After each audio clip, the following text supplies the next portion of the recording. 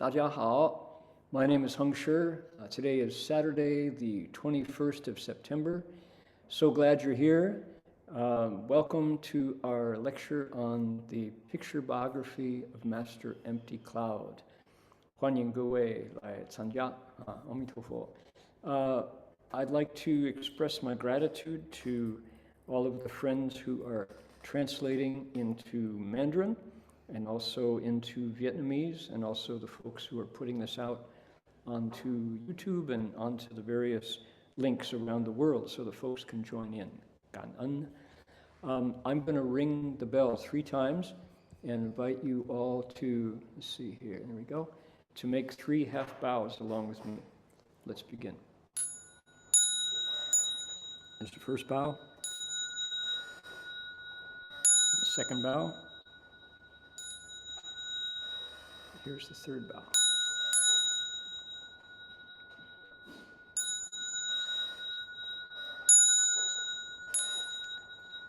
All right, today Edwina and Yihuan are going to request Dharma, so I would like to ask them to please go ahead and request Dharma now.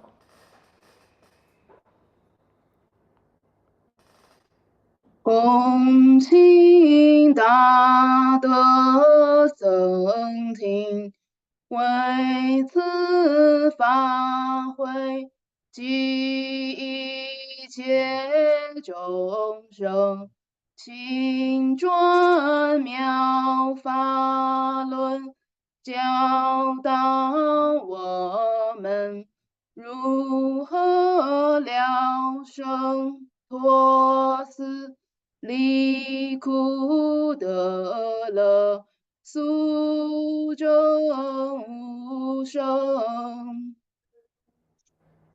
Will the Sangha with great virtue, out of compassion, for the sake of this assembly and all living beings, please turn the wonderful Dharma well to teach us how to leave suffering and attain bliss and birth and death, and quickly realize non-birth.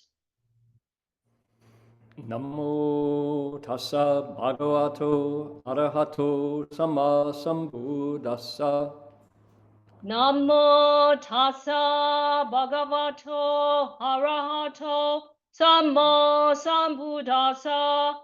Homage to the blessed, noble, and perfectly enlightened one.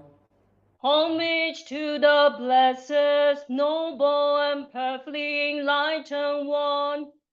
Namo sadanto suchedoye alahadi samya samputoshe. Namo sadanto suchedoye alahadi samya samputoshe. 无上甚深微妙法，百千万劫难遭遇。我今见闻得受持，愿解如来真实义。Supreme and wondrous Dharma, subtle and profound, rarely is encountered, even in billions of eons. Now we see and hear it and accept it reverently. May we truly understand the Buddha's actual meaning. Alrighty, Yihuan and Edwina, thank you for the Dharma request. We are underway, and I'd like to let people know that if they would like to listen to today's lecture in Mandarin Chinese, go down to the interpretation button on your control panel, and there will be Chinese and English. You can choose. 如果各位呢，你们想听一种流利的普通话的翻译，那么你的控制板，你看那个有小地球 interpretation， 你就在那边去找有 Chinese 就可以了，听到中文。And if you want to hear Vietnamese, there's a link in our chat. You click on that and you'll hear a lovely fluent Vietnamese translation. Now, if you want to request Dharma, you have to send an email to our fearless coordinator and today's translator, Chen Yu, and she will be happy to set you up, just like our Dharma requesters today. So thank you so much for everybody getting into the spirit of how to take part, how to make this more interactive. This lecture is an hour long, and our teacher set the standard for us when he gave sutra lectures every single night and twice on the weekends, and his lectures were 90 minutes. And I don't know anything except feature movies that are 90 minutes long these days, but we are following Shifu and doing 90-minute lectures. Except for this one. This is an hour long lecture. So folks are certainly invited to let other people know about this, and we're delighted that today there are already 90 of us gathered here from everywhere around the globe. Our Dharma requesters and our translators are in California. Let's see here, down in Fremont and down in Ukiah, and also our coordinator here is in the Gold Coast of Queensland. We've got Alan in Ukiah, Amara's in Malaysia, Aurora's in Sydney, Bernie is in Sydney, Bill is in Cascade, Colorado, Celeste over in Hong Kong, Christine and Fanzo are in LA, Connie's in Sunnyvale, Cook and Guoji are in Bordeaux, France. How about that? Cynthia's here in Saratoga. Hi, Cynthia. Let's see here. Doc Levan's in Montreal. Florence is in Ukiah. Hans is probably in Vancouver or Calgary. Hey there, Hans. You can tell me where you are. I saw you in Vancouver. I know you drove to get there. So let's see here. We've got friends in Tianjin and one iPad and 2 iPhones, wherever they are. Jane's in Berkeley, Jason's in Northern California, Jennifer's in Los Altos, welcome back. Jin Yongshi is listening in from CTDB. Johan is in Malaysia, Katie's in Union City, Leonie's in Ukiah, Linda's in San Francisco, Liz in New York City's Chinatown, Loy is in Singapore, Mai's in the Bay Area, another Mai in San Jose, Michael's in St. Petersburg. Glad you're there, Michael. Sun Ming Fang's in Taipei, okay, Wan Lung's in Mesa, Arizona, Peggy in Calgary, Ron in somewhere San Jose, Sarah's in Memphis, all right, Sylvia's in Seattle, Tana's up in DRBU, a couple Tinas here, one's in Oklahoma, Tran's in San Jose, let's see here, Tam's in Ukiah, Willie's in Virginia, there we go, okay, 然后呢就正在 Santa Barbara。邱福芬在台北，云达是内蒙古啊。Let's see here，很多字我不认得，不敢说，一定会说错了啊。哪里？哈尔滨 ，OK， 杭州，地方我比较有信心哈。就朝阳、合肥、吉林，燕城、江苏、深圳。大连、悉尼、北京、哈尔滨、西安 ，OK， 今天的这个故事都在西安附近。Let's see， 沿海、浙江、黑龙江、鸡西、北京、苏州。Wade just popped in from the Gold Coast. Hi there, Wade. OK，let's see， 哪里？双汇西啊。陕西宝鸡 ，OK， 那也靠近我们今天的题目那个地方，泉州、福建，淮南市、哈尔滨，深圳、上海、北京，唐山、河北、北京、苏州，I wonder 那不是王立富哈 ，OK， 中国河南，包头 ，OK， 内蒙古哈尔滨、北京、大安市、吉林省 ，OK， 大安市，黑龙江很多东北人参加了，广东、上海、黑龙江、海宁、山东，OK， 好的，全军在，好的，欢迎各位 ，Welcome everybody, 105 of us now. So I need to do some housekeeping notes. One is that next week. And the following week, I'm going to be traveling, and I will be, let's see here, the sound is a bit soft. Can I adjust, please? I'll try it. There we go. A little bit, is that louder, better? That was Bernie. I hope it's louder, because that's my max. I think your sound, I think my speaker could be the old problem. Could be you guys, yeah, because I think I'm hearing from the engineers here that I'm loud. Okay, good enough. So next week, I'll be in Singapore. The following week, I'll be returning from Singapore. 2 weeks that I will not be able to join with everybody. So this lecture series is going to take a brief pause for a couple weeks. So now our coordinating secretary and translator, Chen Yu, will let you all know. But if you folks who are online could tell other friends that next week and the following week I'll be traveling. So when I'm back, I'll have lots of wonderful Singapore stories to share with you, because there's lots of very vigorous and devoted Buddhists in Singapore who I'm going to be spending time with. So I'm looking forward to that. And so 就说下个礼拜，再下个礼拜，2个礼拜呢，就我们不讲故事，不讲这个画传，因为去新加坡，所以呢，请朋友告诉朋友，就2个礼拜就不讲 ，OK？ We'd like to acknowledge Kombu-Meri people of the Ugambi language region as traditional storytellers and custodians of the land where our monastery is located. We pay respects to their elders past, present, and emerging, and to all First Nations people whose sovereignty was never ceded. And 就说我们恭敬地承认Ugambi语族的Kombu-Meri人是我们寺院所在地的传统叙事者和守护人，我们向过去、现在和未来的长者们致敬，并且向所有从来没有放弃主权第一民族原住民就致敬了。Okay, here we go. Bells sound, wide resounds throughout 100 million worlds. The Buddha's law is heard and spread all throughout the triple world. The wondrous sounds that everywhere fill the Dharma realm with peace. May those who hear it gain the strength to follow in faith the Buddha's path. 众生传3000劫内，佛法扬万亿国中，共训其法界和平，利益报传诺厚德。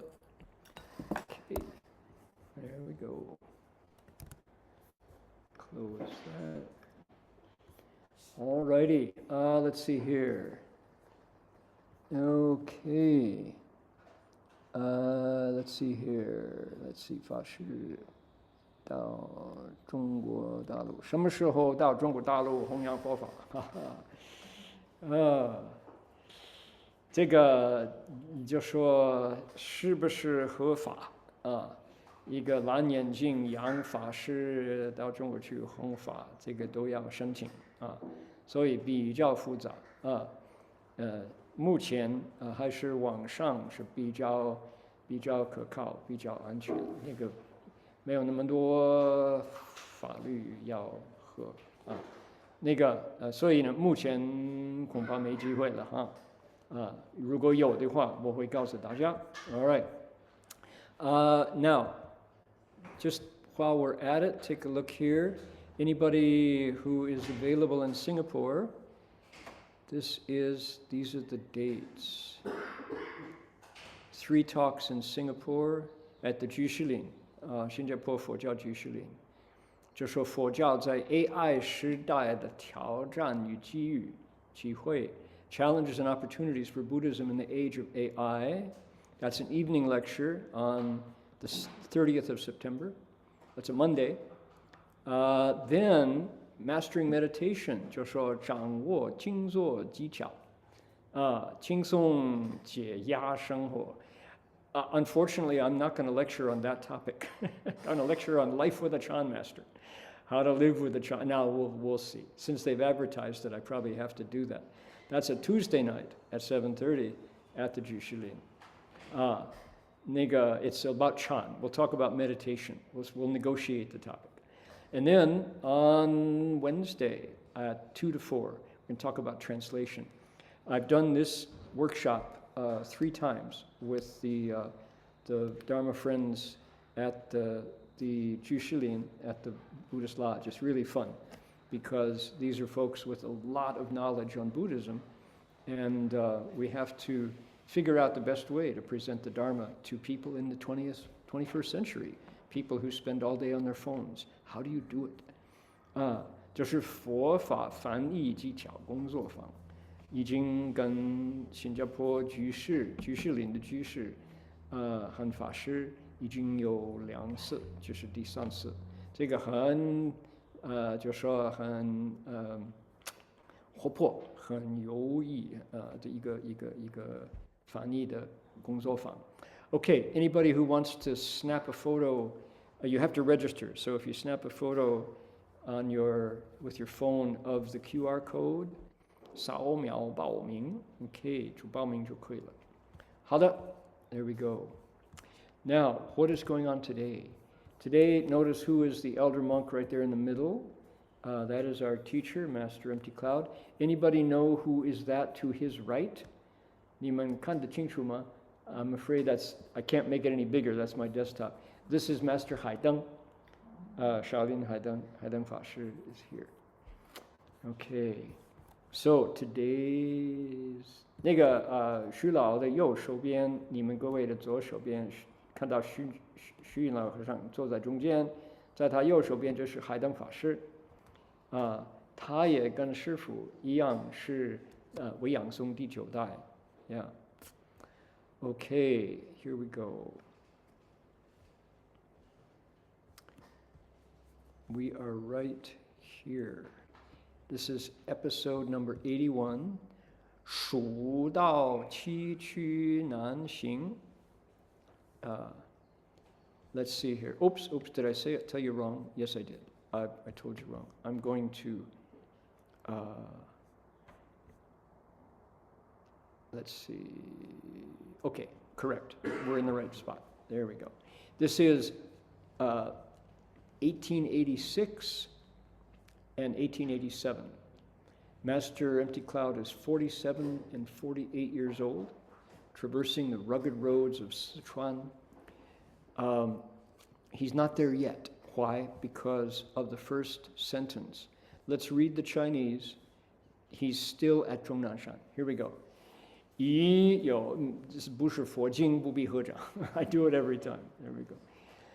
已有丙戌住终南山丁亥48岁2月下台李荒玉色后安山李宣祖塔草堂寺离裸师道场就说至2版大阪寺钵盂寺地广汉南新都县宝光寺过年311衣钵别无系雷仪 The master stayed on Zhongnan Mountain for 2 years, 1885 to 1886.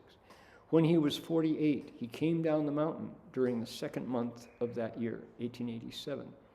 He paid his respects at Huangyu Monastery, bowed to the stupas of Patriarch Daoxuan and Hoan at Hoan Mountain. Then at Cao Tang Si, he paid his respects to the Bodhimanda of Kumarajiva.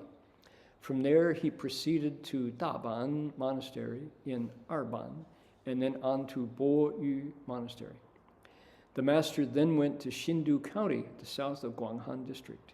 He passed the new year at Baoguang Monastery. During this time, he carried nothing but the 3 robes and the single bowl of a bhikshu. This greatly simplified matters. I guess so. Okay, here he is. Notice in the picture, this is really wild territory. The mountains are extremely steep, and there's a rapid river just rolling underneath this natural stone bridge. And he's got the staff of the pilgrim monk And you can see the water is just roaring past these boulders there. And it's rugged. He's out there on foot, not 3 steps, 1 bow anymore, but he's still covering territory, traveling. Shifu's verse goes like this.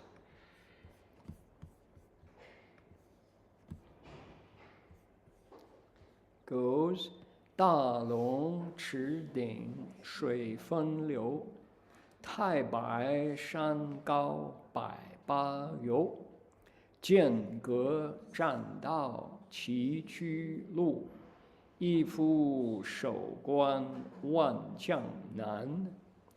The river atop Dalongchi Peak is split in a double flow, and the snow-capped summit of Taibai Mountain is 108 yojanas high. The rough and winding precipice roads appear cleaved by a giant sword. Even one soldier at this narrow pass can hold off 10,000 attackers. Interesting, the direction Shifu took this in, isn't it? So you really get the feeling that Shifu has seen this real estate, this landscape. So the Great Dragon Pond, atop the Great Dragon Pond, the water splits into two different streams. And Great White Mountain is 108 yojanas high. That's poetic license. That would be miles into the sky. Okay, sword cut 2 paths, rough, rugged road, as if the road appears as if it was slashed by a giant sword. Yifu, one person, shou, Quan, if you protected the pass, 10,000 attacking soldiers would have trouble. So you could defend this spot against an enemy of 10,000. So Shifu takes it into a military war metaphor because as we know, Shifu says, I don't know, do we know that? I don't know if we ever said this before. Shifu said that when he was in his past lives, particularly during the Han Dynasty, he was a military general and fierce, he said.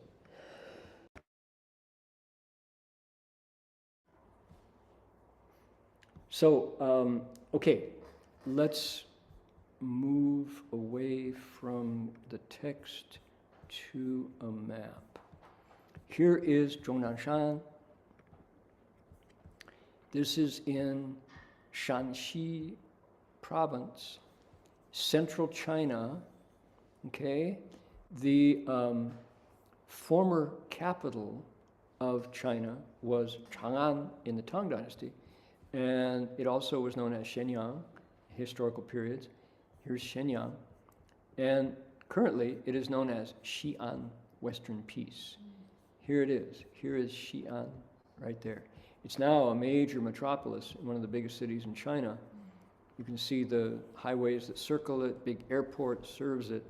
But if you go just out of the city, down here, there is a 60-mile mountain range known as Zhongnanshan. And it's it's not a mountain. It's not like Mount Shasta or Mount Kosciuszko here in Australia. It's a range of mountains, and there's places where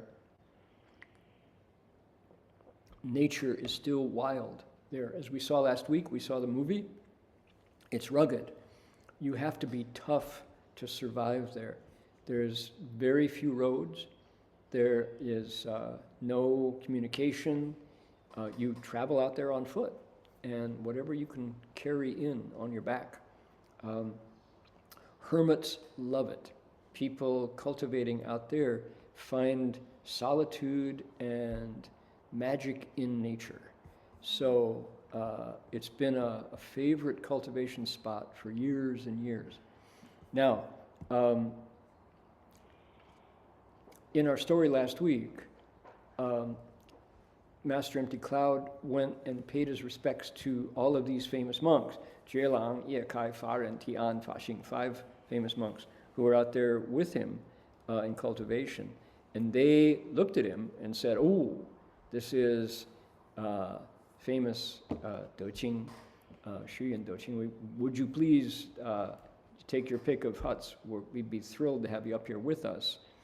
And so he stayed at a famous hut. Now, when it's called a hut, what is a hut? Notice that picture. This is the artist's vision of what a hut is. Maopeng it's called. It's not really a hut. It's just a monastery that doesn't have the traditional, 4-square structure with the Dasheng Bao Dian, the Hall of the Great Heroes, and then the Guanyin Dian, and the Pushen Dian, and the Zhonglou, and the Gulou, and the Tushiguan, and the abbot's quarters, and those things are not part of the structure of a maopeng. A maopeng means a place where monks can live and have their needs met, but nothing fancy at all. Just enough to keep you the rain off your head at night, and a place to have a stove where you can cook, boil water, and that's it, basically. Maybe a garden so you can grow some vegetables. That's all. That's what a maopeng is. But they can be made of bricks. They can be, made of plaster, made of wood. So there's at Wutaishan, there's a place called Guangjing Maopeng, which is a big monastery. They kept the name Maopeng, even though it's actually a substantial maopeng. So let's see here. Okay. So there he was, up in the mountains, and one night he saw a comet go across the sky, and then he came down, and I'm going to take us out to his Nianpu. This is the source that Shifu used to select the various episodes of the picture biography. And here it goes. 以上2年余. I was there for more than 2 years. So 2 summers, 2 autumns, 2 winters, 2 springs rolled around. Master Empty Cloud was out there free as a bird, no duties, just meditating and traveling and cultivating the way. 在南五台茅棚，与诸师同参究，深有饶益. He says, I got a lot out of it. A lot of good stuff came my way in terms of spiritual progress, cultivation. 2月下山至翠微山, I left in February. Now, February, it's still snowy out there. The snow hasn't melted yet. 离黄鱼寺, I traveled around. He's going west now. He started bowing from Putoshan in the far east, and now he's traveling. He's continuing his western journey. 清华山, Hoan Shan, Jingye Si. Okay, where are these places? This is still Zhongnanshan. I have been to Jingye Si, and I'm going to tell you some stories about it. So, Li Xuanzu Ta, I went to Caotang Si, to the monastery of Master Kumarajiva, the translator, the famous translator. When we recite the Lotus Sutra, we're reciting Master Kumarajiva's translation, Prajna Sutras. So he's one of the most beloved translators of Chinese texts, Kumarajiva. So likewise, we went to Caotang Si. Now, where is Grass Hall Monastery? Caotang Si is right here. This is in the suburbs, the southern suburbs of Xi'an. Here is Xi'an, right there. Here's the big city. Caotang Si is here. When I traveled through in 1990, now it's possible, here we are, Cao Tang Ying Cun says, it's possible that Cao Tang Si has been, modernized, improved. Cao Tang Temple, right there. When I went through, it was barely, there was just a roof and an altar. And we could go and pay respects to, there was a bay that memorialized, there the Cao Tang Temple. It memorialized Master Kumarajiva, but that was all. It was just an altar with a place to light incense. Nothing more. There was no monks there, nothing at all fancy. But he was still remembered. And we were like, oh, okay, so that's it for Kumarajiva. You can see where that is in relation to Zhongnanshan, which is here. Zhongnanshan was out here. Here is Cao Tang Si, here is Xi'an. So he is still going west. And the title of today's episode is Going to Sichuan, which is down here. So he left and traveled down there to Sichuan. We have friends listening today from Baoji. Here it is. This is Baoji, right? Okay, so now you have a feeling for the kind of the geography of where we are. And the stories that I wanted to tell, I had a chance in 1990 to visit, here we go, had a chance to visit Xi'an and an old Mr. Bai,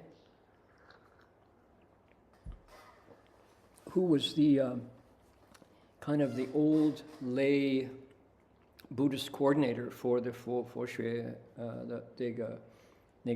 佛教协会 in Xi'an.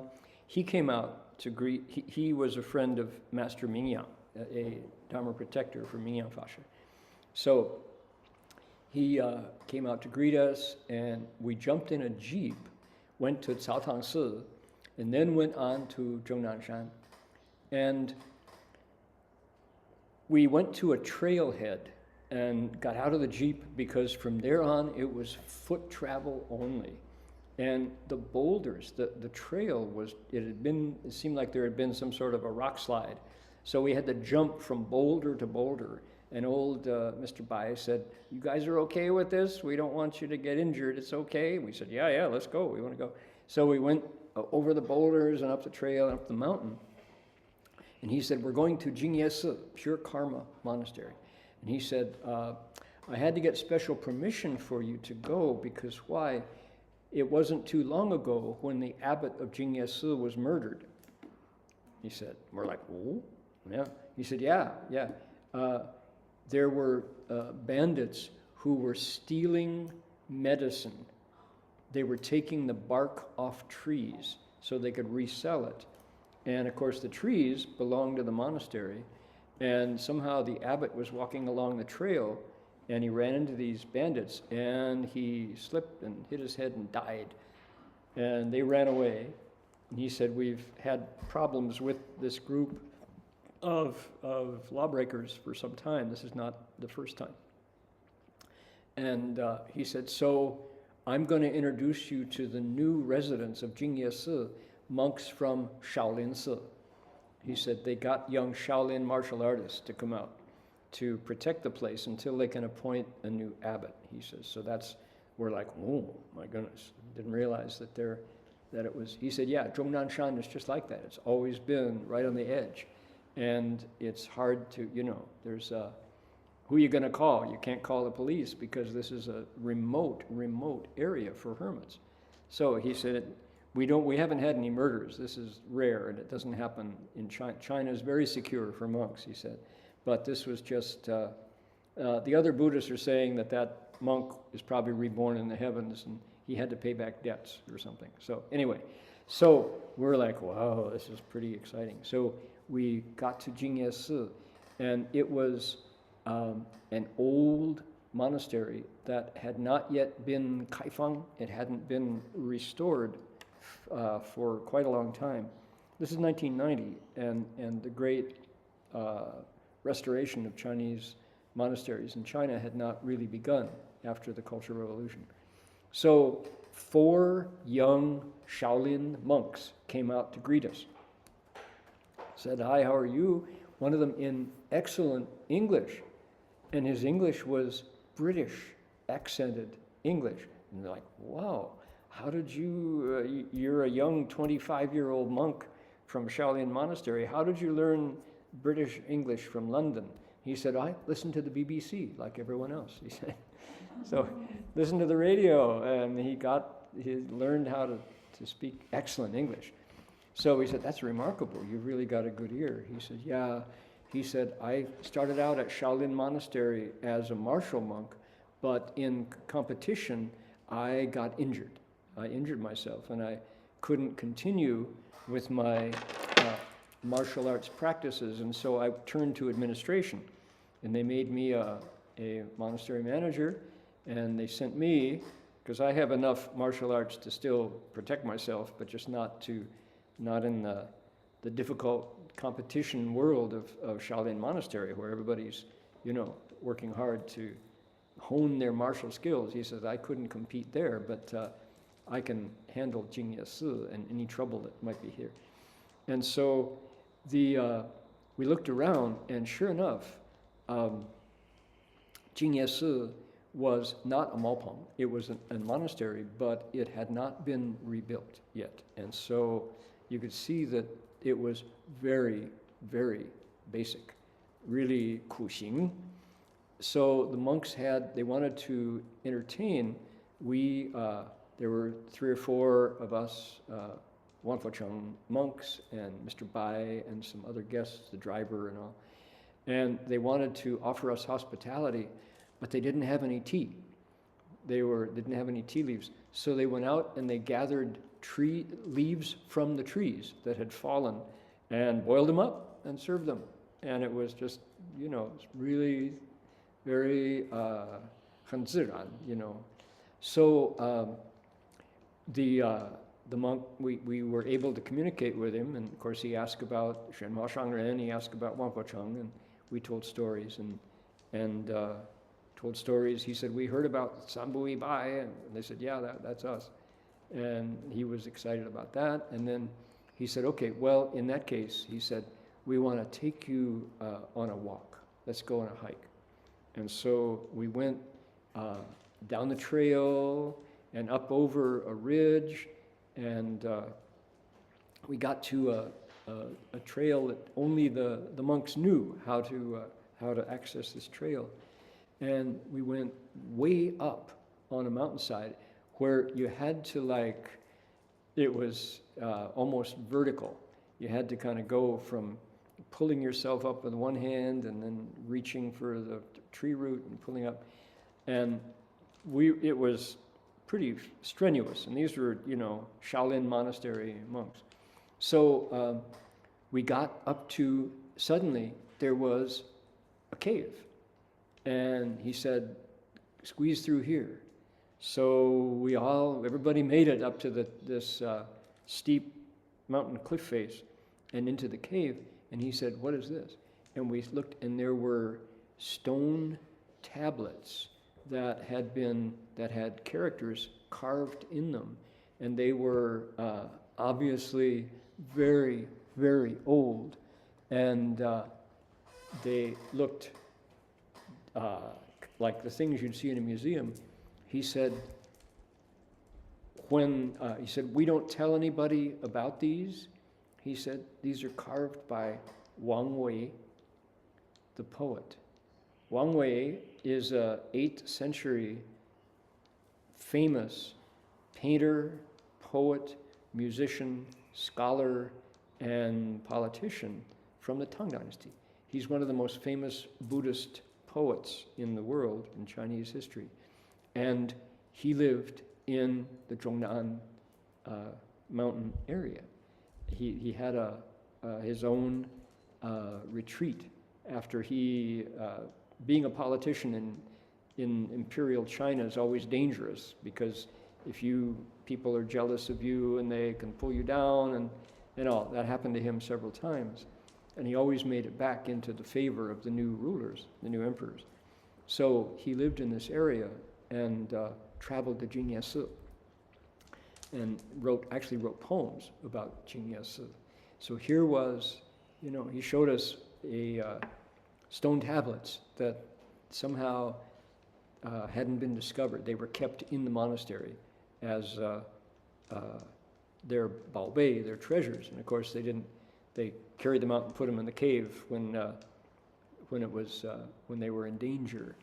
And since then, of course, they've been, the government has now cataloged them and they're national treasures, so they're no longer in the cave. So if anybody listening to this and they go out looking for the cave, you won't find it. They've been moved and recorded, but at the time in 1990, these were still in the possession of the monks. And here was a Tang Dynasty stone tablet carved with a poem by Wang Wei, carved at the time by him. So that was exciting, oh my goodness. So we came back down and the monk said, we have an actual, he said, I know that we know about your teacher, so we will share this story with you. He says, we don't just tell anybody about this because not everybody is ready to hear this. He said, but there was another account collected by Wang Wei about our monastery here back in the Tang, and there was a legend that the monastery was protected by a Da Mang She, a great boa, or maybe a python, but a snake, one of the Tianlong Babu. They always say, Moha Luo Qie, there's Maho Raga, these great snakes. And he said in the Tang Dynasty, Wang Wei reported that the snake showed up every now and then, and that the monks at the time were very aware that among the visible and invisible Dharma protectors of this monastery was a giant snake. And the snake was no nonsense. He said it was huge, and people around Jingye were really careful not to do anything wrong because they didn't want to meet this snake. So, and if you follow the rules, the snake would protect you. If you didn't follow the rules, you're in trouble. So he said, after we were assigned here and we came to show up because there had been the demise of the previous abbot, he said we were there for 1 week and kind of got the ceremonies going and kept the incense lit and swept the place out and all. And he said one day we came down, and right here in the courtyard, he said, where you're standing, and he pointed to where I was. He said there was this huge snake. He said it was standing up, and so it was so big that as it stood up, its eyes were at human eye level, and it looked at us one by one, stuck out its tongue, and it looked at the 4 monks. And he said, luckily I'd heard about it. They'd prepared me with this legend. So we all said, we are here to protect the monastery. That's our purpose. We are here so don't be afraid. We're not afraid of you. We will do our best. Please don't harm us. We're here to protect the monastery. And if we all work together, everything should be fine. And he said, and the snake went back down to the ground and disappeared.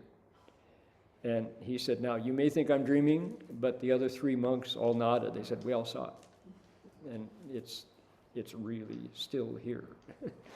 So, we're hearing these stories about Jingye, and we're like, whoa, Zhongnanshan, that's pretty amazing. And so on the way back from the cave that was where they hid their valuables,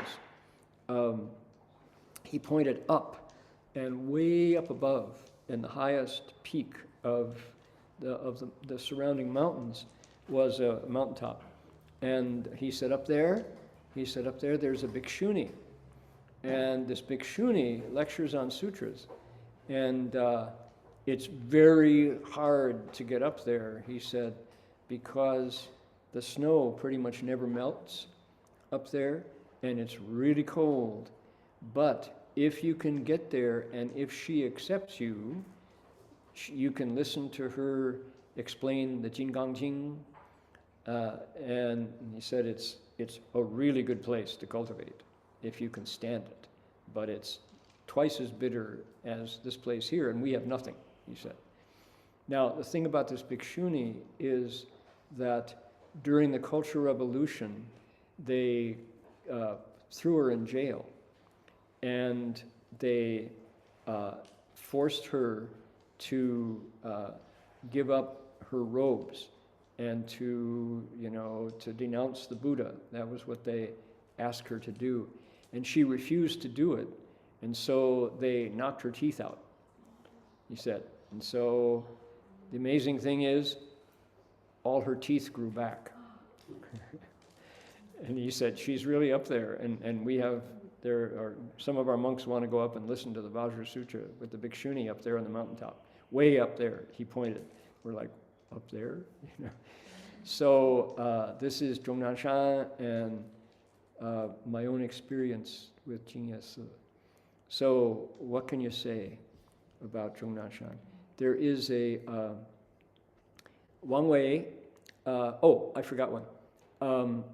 One of the stories this monk told us, he said, it's a legend, we don't know, hard to prove, but Kashyapa Buddha, Jasha Fo, who is one of the 7 Buddhas of antiquity, he said, Kashyapa Buddha is said to have left another Lü Zhang, another Vinaya Pitaka in a cave here on Zhongnanshan. It's being guarded by arhats. And when the time is right, it's going to be opened up, he says, so that people can hear about that. The time isn't ready. So Zhongnanshan has been a magical place for a long, long time. Here is a poem by Wang Wei.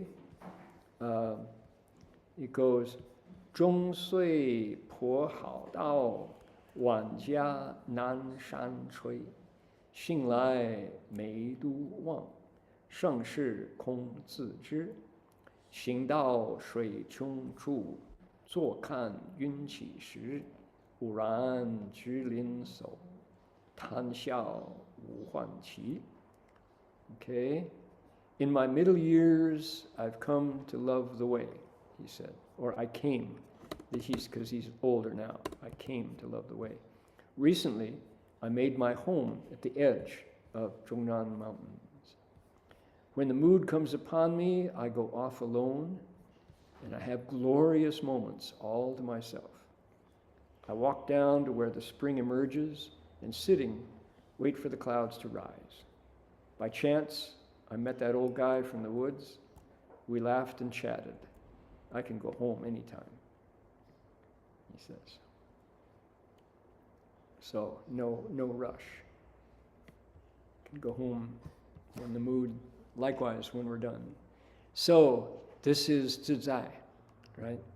And he wrote this. This is from a minister with portfolio in the emperor's imperial court.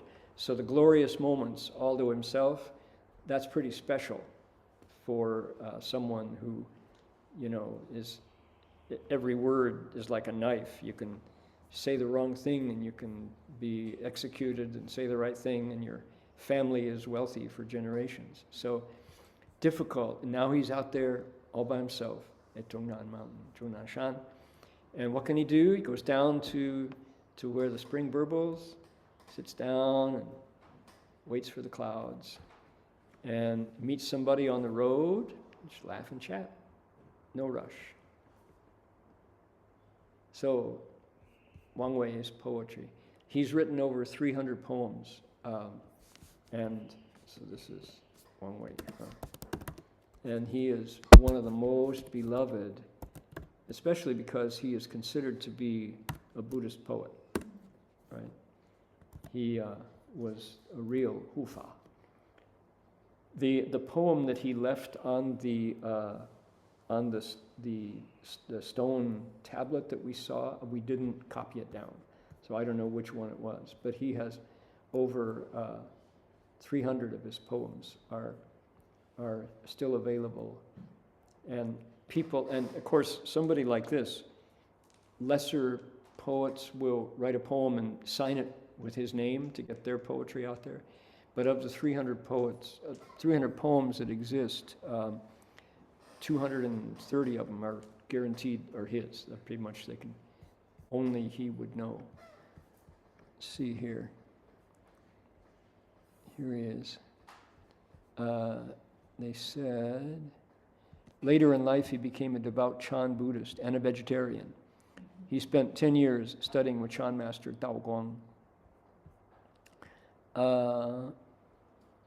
Let's see here. He was, ups and downs. He was definitely had a difficult life in the imperial court.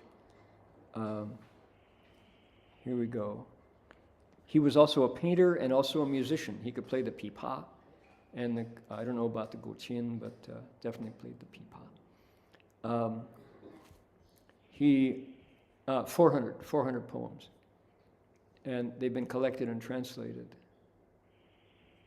Yeah, 370 of the 420 poems are genuinely his, not fakes. Okay, there we go. So this is Zhongnanshan.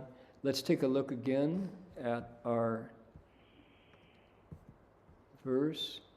So he goes, he stayed there for 2 years, Master Empty Cloud, and then came down, and it was time to keep walking, and he went to Daoshan Lü Shi's monastery, the Vinaya master commentator, and Cao Tang Si, which is Kumar Jiva's place. Then to Arban, where he got to Daban Si and Boyu.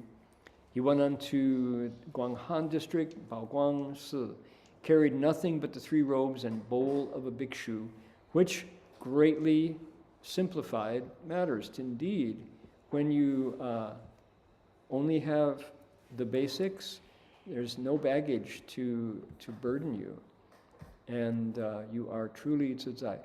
Remember, at the beginning of our story, Master Empty Cloud ran away from home and lived in the woods.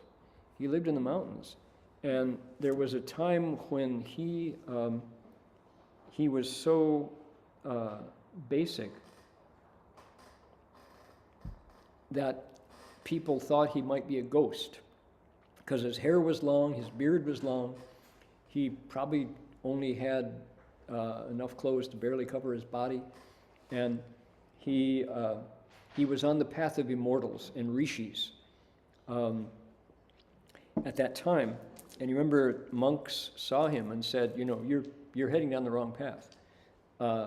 If you really want to end birth and death and transcend this life, you need to find the Dharma and come down to the monastery and start to cultivate blessings, because now you're just going to make this body immortal, but you won't have any wisdom. So at that point, he did.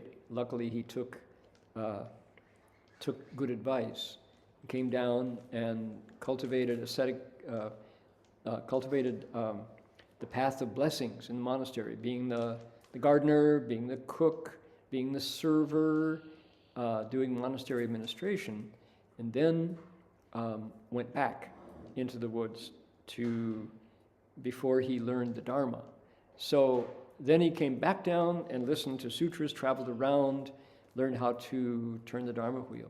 So he's definitely has has the flavor of living alone as an ascetic. And 2 years at Zhongnanshan added to that. Of course, now 3 steps, 1 bow is already in the rearview mirror for him.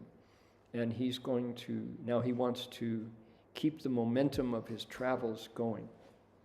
So he will be walking through Sichuan, going down to even as far as Penang, Malaysia, going through Burma and Yunnan. So there's a lot ahead before what? Before he returns to Zhongnanshan and then leaves to the 10-week Chan session at Gaominsi when he wakes up, where he has this enlightenment experience. So he still has some rugged traveling, some hard roads to walk before that experience happens, and he becomes takes the next step in his incredible life as what do they call him? The Zhongmen Taidou, the North Star of the Chan school for a couple centuries. So that's ahead, and here he is, probably at age 117 or something like that, sitting with all the monks, and they're all super aware of this incredible, inspiring figure. There are young boys here. There are bhikshunis over here. You can see this is at a Chan session, I believe.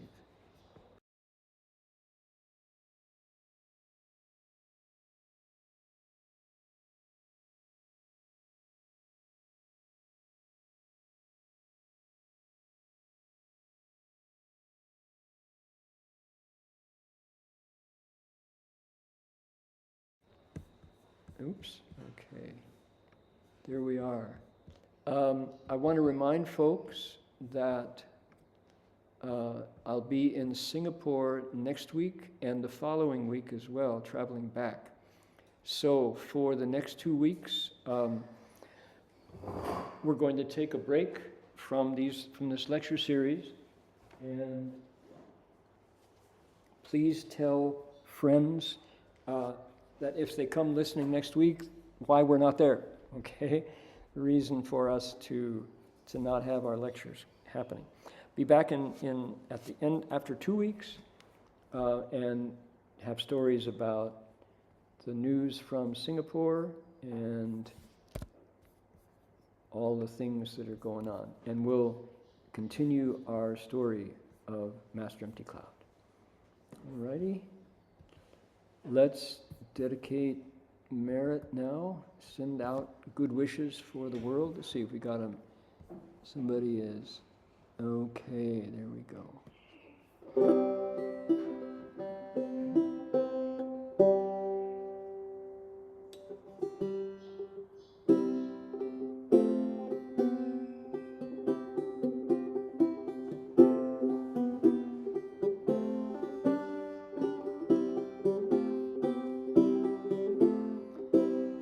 May every living being, our minds as one and radiant with light, share the fruits of peace with hearts of goodness, luminous and bright.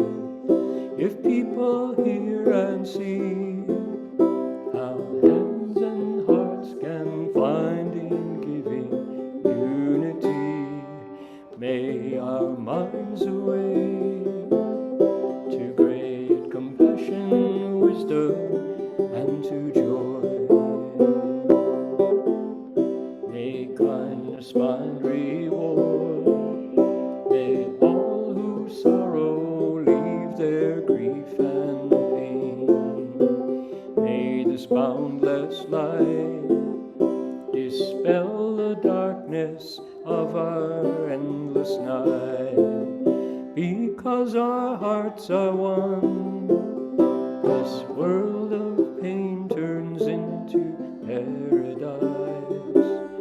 May all become compassionate and wise. May all become compassionate and wise. May all become compassionate and wise.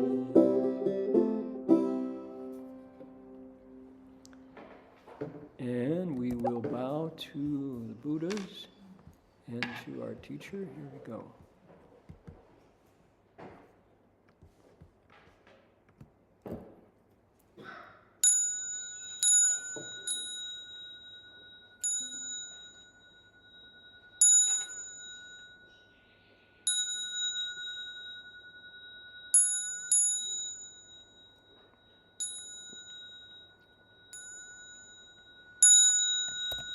Bow in respect to the Venerable Master.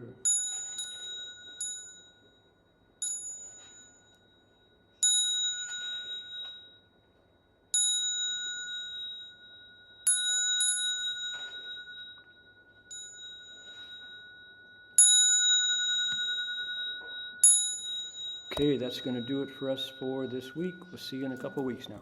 Bye-bye. Amitofo.